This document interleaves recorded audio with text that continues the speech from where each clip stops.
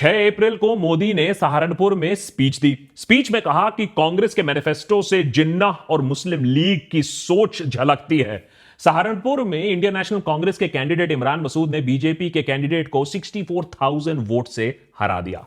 फिर 22 अप्रैल को बंसवाड़ा में मोदी ने अपनी ऐतिहासिक मंगलसूत्र वाली स्पीच दी। वहां पर इंडिया अलायंस के भारत आदिवासी पार्टी या बीएपी ने बीजेपी के कैंडिडेट को 2,47,000 वोट से हरा दिया।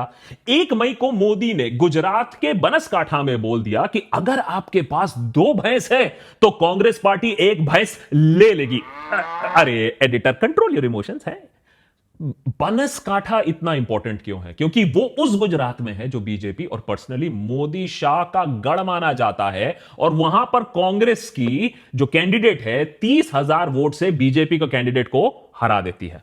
आज से ठीक 1 हफ्ते पहले चुनाव के नतीजे आए। देशभक्त पर सालों से जो हम चेष्टा कर रहे थे, जो बात हम कह रहे थे, जो एम हम कर रहे थे, वो सफल हुआ। कि कौन आता है कौन जाता है उससे हमें घंटा फर्क नहीं पड़ता है। जितना फर्क हमें पड़ता है कि डेमोक्रेसी रहना चाहिए, डेमोक्रेसी को नहीं जाना चाहिए, ऑटोक्रेसी को नहीं आना चाहिए। पक्ष विपक्ष दोनों की आवाज होनी चाहिए और जनता का सच में भला होना चाहिए।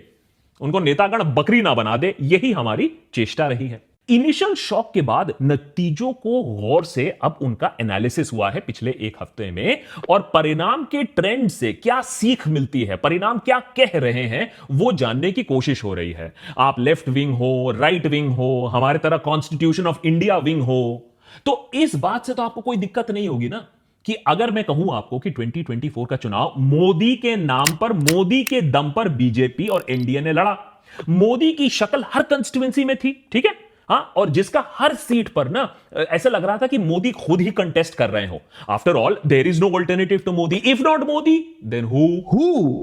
और प्रधानमंत्री ने हर दिन कम से कम 2 से 3 बड़ी बड़ी स्पीचेस दी हैं। लाखों लोगों ने इन स्पीचेस को सुना है, रैली में आए हैं, और एक क्लियर मीडिया नैरेटिव था कि मोदी 2024 में उन्हीं का करिश्मा है, उन्हीं का बोलबाला है, और इसी बोलबाले से मोदी फैक्टर से 400 पार का एक आंकड़ा बनाया गया।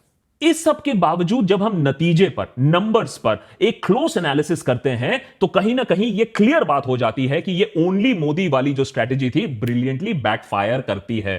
गौर से सुनिएगा। 2019 में प्रधानमंत्री मोदी ने 103 सीट्स में स्पीचेस दी, सभाएं की बड़ी बड़ी, और 86 सीट्स में से बीजेपी और एलाइज इनमें जीतती हैं। माने 103 में से 86 सीट जीती है। 85% का स्ट्राइक रेट बनता है। इसको कहा जाता है स्ट्राइक रेट। जहां मोदी ने स्पीच दी वहां मोदी जीतते हैं या हारते हैं। 2024 में प्रधानमंत्री मोदी ने 164 कंस्टिट्यूएंसीज में सभाएं रखी, अपनी स्पीचेस दी, और उनमें से बीजेपी और उनकी एलाइज ने सिर्फ 87 सीट्स वो सिर्फ जीत पाए। इसका मतलब है 53% स्ट्राइक रेट हो गया है। 85% से 53%। अरे 56% तो ले आते हैं सर। आंकड़ों ने भी मर्यादा नहीं रखी। ये 53% एक बहुत अहम आंकड़ा है। हमारी डेमोक्रेसी के लिए बहुत कुछ ये बताता है कि मोदी की असली लोकप्रियता कितनी बाकी है, कितनी बढ़ रही है या घट रही है। लेकिन यह आंकड़ा और भी दुखद हो जाता है मोदी के लिए, बीजेपी के लिए, एनडीए के लिए, जब इसे आप राहुल गांधी के यात्रा से कंपेयर करोगे। यह कैसे हो गया कि वही राहुल गांधी जिसका मोदी और बीजेपी और आईटी सेल आए दिन मजाक बना रही थी, आज वही मोदी को टक्कर दे रहा है। मोदी उसके सामने हारता हुआ नजर आ रहा है। और आंकड़े बता रहा हूं, यह ओपिनियन नहीं है। तो क्या Modi has met his match? क्या राहुल ने मोदी के इस इलेक्शन ट्रैक रिकॉर्ड को अब मात दे दी है? राहुल का परफॉर्मेंस कहां और कैसे अच्छा हो रहा है? मोदी और राहुल के इलेक्शन ट्रैक रिकॉर्ड को हमें कंपेयर करना बहुत जरूरी है, क्योंकि इससे देश की पॉलिटिक्स और जो हमें एक लीडर चाहिए उसका एक आंसर मिलेगा। देशभक्त पर आज इसी को हम एनालिसिस करने की कोशिश करेंगे, जानने की कोशिश करेंगे कि भैया एडवांटेज किसका है आज के पॉलिटिक्स में। प्रधानमंत्री मोदी और बीजेपी ने पूरी कोशिश की थी कि इस इलेक्शन को एक प्रेसिडेंशियल स्टाइल इलेक्शन बनाया जाए। Modi versus who?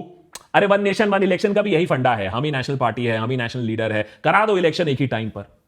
लेकिन हिंदुस्तान में पार्लियामेंट्री सिस्टम ऑफ डेमोक्रेसी चलता है। हर सीट पर आप एक एमपी कैंडिडेट को चुनते हो। हां, हम लोग में से बहुत सारे लोग ये चीज भूल गए हैं, लेकिन हम चुनते एमपीज हैं, और फिर वो एमपीज दिल्ली में जाकर लेजिस्लेटिव पार्टी की मीटिंग में एक प्रधानमंत्री को चुना जाता है। इससे बैलेंस ऑफ पावर भी मेंटेन रहता है कि कोई तानाशाह पावर में ना आ जाए।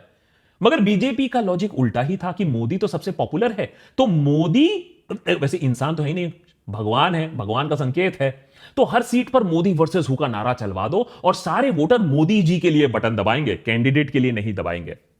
अब आप सोचो, अगर 240 की जगह 340 बीजेपी के पास आ जाते तो आज ढिंडोरा क्या पिटता कि मोदी एंड ओनली मोदी के वजह से विक्ट्री मिली है। लेकिन ये हम क्यों नहीं सोच रहे हैं कि 340 की जगह 240 सीट्स आए हैं, तो ये जो 100 सीट की हार है, इसका खामियाजा और इसकी रिस्पॉन्सिबिलिटी किसके सर पे उठती है? और यही चीज आती है कि मोदी की पॉपुलैरिटी को क्या हो रहा है। पहला बड़ा पॉइंट समझो, ये जो 85% स्ट्राइक रेट से 53% स्ट्राइक रेट हम आ गए हैं, ये नरेंद्र मोदी का फॉल है। और ये समझिए क्यों? क्योंकि नॉन ट्रांसफरेबिलिटी ऑफ पॉपुलैरिटी अब साबित हो चुकी है। आप पॉपुलर हो सकते हो, आपकी छवि बड़ी हो सकती है, लेकिन आप अपनी पॉपुलैरिटी को किसी लोकल कैंडिडेट के ऊपर इनडेफिनेटली ट्रांसफर, डाउनलोड नहीं कर सकते हो। आपने किया है, अग्रीड, और बहुत बड़ी चीज थी। 2014 में स्ट्रॉन्ग एंटी इनकम्बेंसी था, 2019 में पुलवामा स्ट्राइक था, नेशनलिज्म का एक वेव था, तो चुनाव प्रेसिडेंशियल स्टाइल बन गया था, लोकल नहीं। इंडिया अलायंस लेकिन इस बार ना जानबूझकर इलेक्शन को लोकल उन्होंने बनाया। लोकल इश्यूज पे बात करो, नेशनल इशू पर बात करो। अरे आपके लिए और आपके घर में क्या हो रहा है, आपके शहर में क्या हो रहा है, वो ज्यादा इंपॉर्टेंट है। और जो एमपीज 10 साल से मोदी के नाम पर लगातार जीतते आए थे, उन्हें इस बार धूल चाटनी पड़ी। अभी तक बहुत जगह जो हो रहा था ना, लैंप पोस्ट इलेक्शन हो रहा था कि एमपी कैंडिडेट कोई भी हो, नरेंद्र मोदी को देखकर आदमी दबा देगा ईवीएम।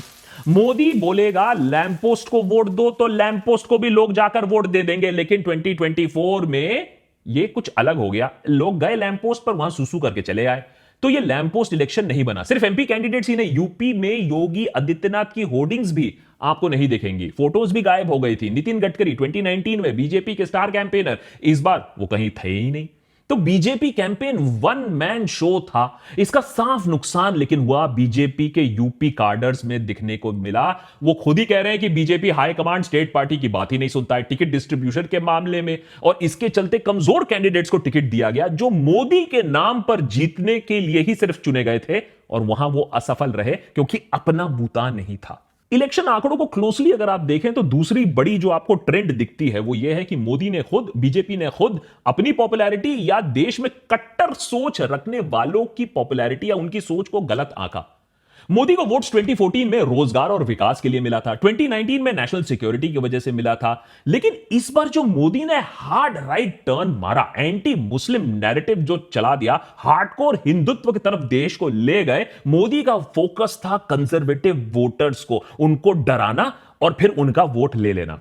19 मार्च को तमिलनाडु में मोदी ने स्पीच में कह दिया कि कांग्रेस पार्टी और इंडिया अलायंस हिंदू धर्म के खिलाफ है, मां शक्ति के खिलाफ है। नतीजा यह हुआ कि डीएमके, जो इंडिया अलायंस के पार्टनर है, डीएमके के टीएम सेल्व गणपति की फर्स्ट प्लेस फिनिश हुई 5,66,000 वोट के साथ, और बीजेपी के एलाई जो थे पीएमके, वो डिस्टेंट थर्ड पोजीशन पे पहुंचे विद 1,27,000 वोट्स। 23 अप्रैल को मोदी ने राजस्थान के टोंक में सवाई माधोपुर में कहा कि Congress party SC, ST, OBC reservation लेकर मुसलमानों को दे देगी। वैसे कहा कभी कांग्रेस ने नहीं था, लेकिन कहने में क्या जाता है, इलेक्शन है, एनीथिंग गोज। लेकिन लोगों को शायद यह बात पसंद नहीं आई। वहां पर कांग्रेस के हरीश चंद्र मीणा ने बीजेपी के सुखबीर सिंह को ऑलमोस्ट 65,000 वोट से हरा दिया। अब यूपी के घोसाई में देख लीजिए, मोदी ने कहा कि इंडिया अलायंस की सरकार आएगी तो हिंदू सेकंड क्लास सिटीजन बन जाएंगे। आए, ये कब हो गया?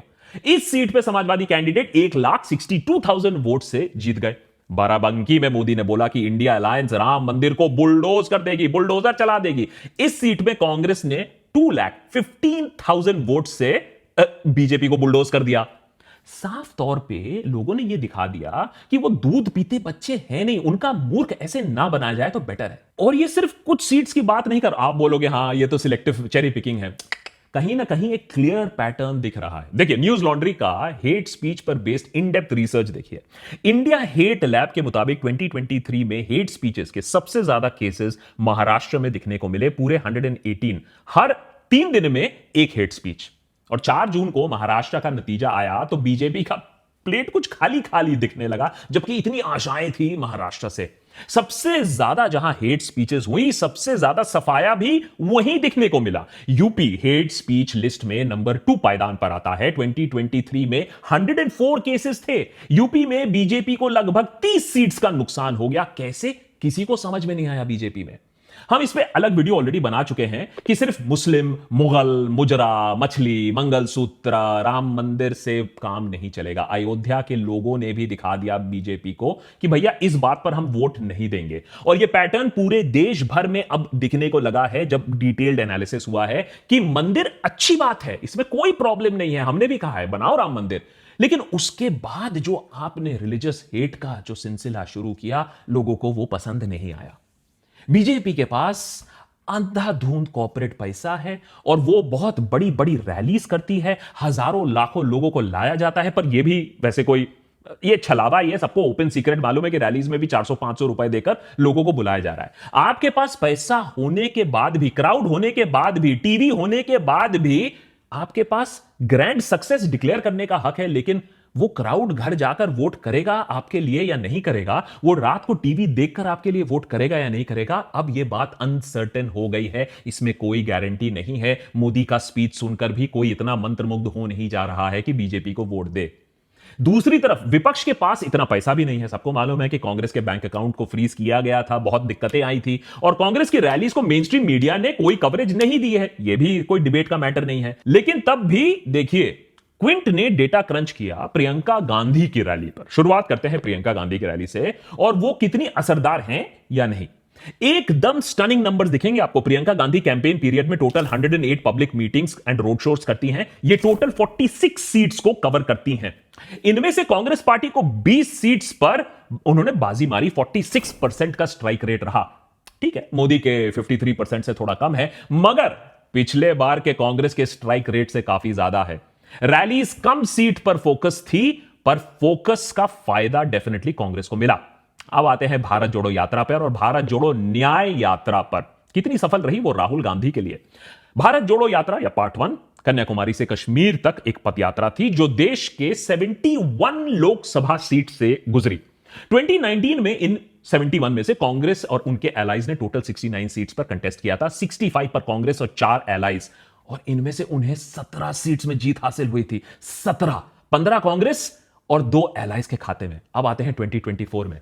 70 सीट्स कांग्रेस और एलाइज ने कॉन्टेस्ट की। 56 पर कांग्रेस ने और 14 एलाइज ने जीती। माने पिछले बार का टोटल 17 से वो बढ़कर 29 हो गया। कांग्रेस की 23 सीट्स पर जीत और एलाइज की 6 सीट पर जीत। भारत जोड़ो न्याय यात्रा या भारत जोड़ो यात्रा पार्ट 2 आप कह लीजिए, इंफाल से मुंबई तक की बस यात्रा, उसका भी साफ फायदा दिखता है। अगर आप एनालिटिक्स देखें, अगर आप आंकड़े देखें, इस यात्रा में 82 लोकसभा सीट्स को कवर किया। 2019 में कांग्रेस और एलाइज ने 81 सीट्स पर कंटेस्ट किया था। 71 में कांग्रेस और 10 ऑन एलाइज। पर इस 81 में से बोलने में भी बड़ा फनी लगता है, सिर्फ और सिर्फ कांग्रेस को तब 6 सीट्स मिली थी। 6। वहीं अगर आप 2024 के आंकड़े देखिए, 82 सीट्स पर कांग्रेस और एलाइज ने कंटेस्ट किया। 49 पर कांग्रेस और 33 पर एलाइज, और पूरे 35 सीट्स पर उन्होंने जीत हासिल की। 17 कांग्रेस के खाते में और 18 एलाइज के खाते में, यानी सीधा 6 से 35 तक के आंकड़े पर कांग्रेस पहुंच गई। अब ठीक है, इसमें से आप कह सकते हैं कि कई जगह है जहां कांग्रेस एसपी का अलायंस था, खुद कांग्रेस ने कई सीट्स जीती हैं, लेकिन इसमें भी, मगर कांग्रेस ने खुद भी दूसरे जगह पे जहां अलायंस है भी नहीं, जहां अलायंस बिल्डिंग हुई भी नहीं है, वहां जहां समाजवादी पार्टी का सपोर्ट भी नहीं है, वहां भी उन्होंने बढ़िया परफॉर्मेंस दिखाया है। तो इंपैक्ट जरूर पड़ा है। कांग्रेस के रिवाइवल के लिए यात्राओं को क्रेडिट काफी दिया जा रहा है। नॉर्थ ईस्ट का एग्जांपल आप जल्दी से देख लीजिए। यहां कोई समाजवादी पार्टी नहीं है। यहां कांग्रेस ने जो भी किया अपने बूते पर किया। जिस मणिपुर से न्याय यात्रा शुरू होती है, वहां पर कांग्रेस की 2019 में एक भी सीट नहीं थी। 2024 में कांग्रेस ने वहां की दोनों सीट जीत ली। नागालैंड में जहां 2019 में कांग्रेस हारी थी, जहां पर कांग्रेस का एक भी एमएलए नहीं है, वो सीट भी अब कांग्रेस 2024 में जीत लेती है। लोकल लीडर हार जाते हैं। मेघालय से गुजरी और वहां Congress candidate sitting chief minister के सिस्टर को हराकर वहां जीत हासिल करती है। मुंबई में यात्रा खत्म होती है, बड़ी रैली होती है। पिछले बार 6 के 6 सीट्स बीजेपी के साथ थी। इस बार 4 इंडिया अलायंस ने जीती है। कई लोकल फैक्टर्स हो सकती हैं, मैं ये डिनाई नहीं कर रहा हूं, मगर ये ग्रास रूट कनेक्ट और यात्रा ने काम तो किया है। मोहब्बत की दुकान और न्याय का जो नैरेटिव है लोगों को कहीं ना कहीं भाया है। और जहां लोकल फैक्टर्स हैं, इलेक्शन आसान नहीं है, बहुत सारे फैक्टर्स हैं, लेकिन नैरेटिव बिल्डिंग देखिए किस तरीके से की जा सकती है कि जिस इंसान का मजाक उड़ाया जा रहा था वो इंसान की अगर आप इलेक्टोरल हीट मैप देखें, अगर इलेक्टोरल परफॉर्मेंस देखें, तो वो नरेंद्र मोदी से बेटर होती दिख रही है। वैसे उस मुंबई सभा को मेन स्ट्रीम मीडिया ने तो खास कवर नहीं किया था, मगर एक चीज साफ हो गई थी कि सिर्फ करोड़ों रुपए खर्च करने से और बड़ी बड़ी रैलियां करने से, भड़काऊ बयान देने से, मुगल मटन मछली करने से वोटर का ध्यान हमेशा के लिए आप खींच नहीं सकते हो। और खींच भी लिया तो जरूरी नहीं है कि वोटर्स कन्वर्ट होंगे उस दिन, इलेक्शन के दिन, खास करके रूरल एरियाज में जहां मीडिया पेनिट्रेशन उस लेवल तक नहीं है। तो ये अर्बन जो वोटर्स हैं, जो अर्बन नक्सल बन रहे हैं, उनको सोचना चाहिए कि मीडिया नैरेटिव से वो कितना इंपैक्ट हो रहे हैं। हम देशवासी चाहते हैं कि भाई हमारा पॉलिटिशियन एक्सेसिबल हो, टीवी और होर्डिंग पर दिखना काफी नहीं है, गांव मोहल्ले में घूमना पड़ता है। भाई नेता का कनेक्ट नहीं होगा, नेता का अगर एरोगेंस होगा तो फिर वो नेता हारेगा। ये मैसेज 2024 ने दे दिया है। सिर्फ मैं ही नहीं बात कर रहा हूं, वैसे में ये जन की बात भी यही है। सिर्फ हेलीकॉप्टर में घूमने से काम नहीं बनेगा, पदयात्रा भी जरूरी है, कनेक्ट भी जरूरी है, और एरोगेंस थोड़ा कम कर लो दीदी। और ऑपोजिशन को भी इसी चीज का रिवॉर्ड मिला है कि उन्होंने कुछ कोशिश तो की डायरेक्ट कांटेक्ट बनाने की। अब उनको यही चीज कंटिन्यू रखना पड़ेगा। सिर्फ चुनाव के लिए आप साथ में आ रहे हो और फिर उसके बाद आप बिखर जाओगे इंडिया ब्लॉक, तब भी काम नहीं चलेगा। तो बीजेपी के लिए भी ये सेम मैसेज है कि जनता से वो बात करे, सबका साथ सबका विकास, उस पर फोकस करे, नफरती एजेंडे को अब थोड़ा छोड़ दे, मसल पावर छोड़ दे, और ये मत सोचिए कि पैसा है तो सबको हम उसका पपलू बना सकते हैं। राहुल गांधी, जिन्हें एक फ्लॉप पॉलिटिशियन कहा जाता था, उनके लिए अब आने वाले 5 साल बहुत ज्यादा इंपॉर्टेंट होने वाले हैं। अपने आप को मोदी के बराबर, उनसे ऊंचा इस्टेब्लिश करने का एक मौका तो दिया है जनता ने। क्या राहुल एक इफेक्टिव ऑपोजिशन लीडर अब बन पाएंगे? क्या वो बीजेपी को on a daily basis, parliament में हो या पॉलिटिक्स में हो या मीडिया पर हो, उन्हें हरा पाएंगे? क्या वो एक जनरेशन नेक्स्ट के लिए एक एनर्जी, कांग्रेस के लिए फिर से एक वोट बैंक क्रिएट कर पाएंगे? राहुल का प्रॉपर रीलॉन्च हो गया, राहुल का मोदी वर्सेस परफॉर्मेंस वो भी देश ने देख लिया। अब सवाल यह है कि ये जो डीमोदियाइजेशन हुआ है 2024 में, क्या राहुल रीडेमोक्रेटाइजेशन ऑफ इंडिया में एक बड़ा रोल निभा पाएंगे? अब बोला तो गया है कि राहुल को ऑफर किया गया है कि लीडर ऑफ ऑपोजिशन का रोल वो लें। अगर Rahul Gandhi leader of opposition का रोल वो चूज करते हैं तो एक बहुत बड़ी चुनौती बनती है नरेंद्र मोदी के लिए कि अगर राहुल गांधी उतनी ही तीव्र गति से जैसे इलेक्शन में काम किया था, on a daily basis BJP को हैमर कर सकते हैं, तब हमें डेमोक्रेसी में थोड़ी सी बैलेंस दिखने को मिलेगी। ये नहीं कि भैया सबको पार्लियामेंट से सस्पेंड कर दिया और जो हमने मर्जी है हमने बिल पास कर दिया। तो आने वाले 5 सालों के लिए राहुल गांधी के लिए एक बहुत बड़ी चुनौती है कि वो अपने आप को if not Modi then who का एक आंसर अपने लिए एस्टैब्लिश करे। क्योंकि ये इनविंसिबिलिटी का चोगा तो चले गया है, ये मैजिकल टच तो चले गया है। आंकड़ों ने यह भी दिखा दिया कि भाई मोदी का जहां वो स्पीच देते हैं वहां उनकी परफॉर्मेंस भी कितनी मिजरेबल हो गई है। अब ये जो स्पेस विकेट हुआ है, इसको कौन लेगा?